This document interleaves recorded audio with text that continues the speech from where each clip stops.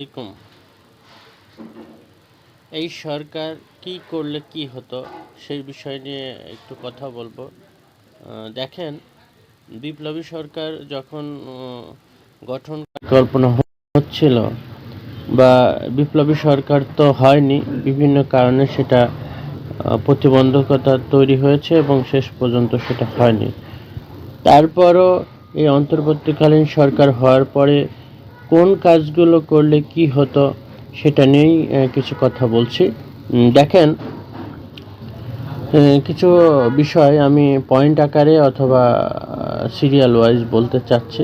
সেটা দেখেন যে নতুন সরকার এসে বিশ্বমানের একটি বা দুটি গবেষণা ইনস্টিটিউট খোলার ঘোষণা দিত, যদি ক্যাম্পাসে দলীয় শিক্ষক ও ছাত্র রাজনীতি বন্ধ ঘোষণা করত, যদি আগামী বাজেটে শিক্ষা ও স্বাস্থ্যে জিডিপির অন্তত 5% বরাদ্দের ঘোষণা দিত, যদি শিক্ষকদের জন্য উচ্চমানের স্বতন্ত্র বেতন স্কেল ঘোষণা দিত, যদি প্রতিটি জেলায় অন্তত একটি নটরডেম কলেজের মতো উচ্চ মাধ্যমিক কলেজ খোলার ঘোষণা দিত, যদি বাংলাদেশের যে সকল কলেজে অনার্স মাস্টার্স আছে সেখান থেকে উচ্চ মাধ্যমিক ও মাস্টার্স পড়ানো বন্ধ ঘোষণা করত, যদি ঢাকা শহরে একটি কোম্পানির অধীনে পাবলিক বাস ট্রান্সপোর্ট ব্যবস্থা চালুর ঘোষণা দিত, যদি প্রশাসনে নিয়োগ ও প্রমোশনে বিএনপি জামাত প্রাধান্য না দিয়ে মেধা ও যোগ্যতার ভিত্তিতে দিত, যদি যেই বিচারহীনতা সংস্কৃতি চলছে এই সংস্কৃতি বের হয়ে যদি সুবিচারের নিশ্চয়তা দিত, তাহলে মানুষের মধ্যে এই সরকারের উপর আস্থা জন্মাতো, এ বিষয়ে কোনো সন্দেহই নেই।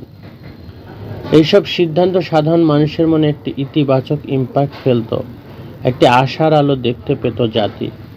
অভ্যুত্থানের পরপরই মানুষের মধ্যে যেই আকাঙ্ক্ষা তৈরি হয়েছিল, এই সরকার সেই আকাঙ্ক্ষার সাথে সমন্বয় ঘটাতে সম্পূর্ণ ব্যর্থ হয়েছে। এখন দিন যতই যাচ্ছে নিরাশা বাসা বাঁধতেছে, মনে হচ্ছে এই দেশ মেরামত অযোগ্য। যুগান্তকারী কিছু করার এরকম প্রেক্ষাপট আগামী 100 বছরেও আছে কিনা সন্দেহ।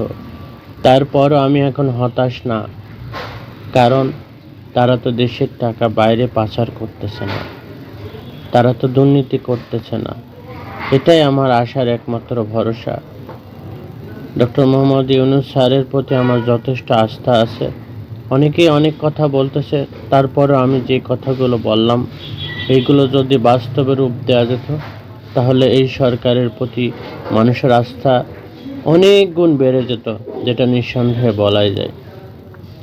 তাই আমি বলবো যে সরকার এই বিষয়গুলোর প্রতি যেন খুব দ্রুত সিদ্ধান্ত নেয় এবং এইগুলো বাস্তবায়নের জন্য কাজ করে যায়। এটাই আমার চাওয়া। সবাই ভালো থাকবেন, সুস্থ থাকবেন, সুন্দর থাকবেন। আমার জন্য দোয়া করবেন।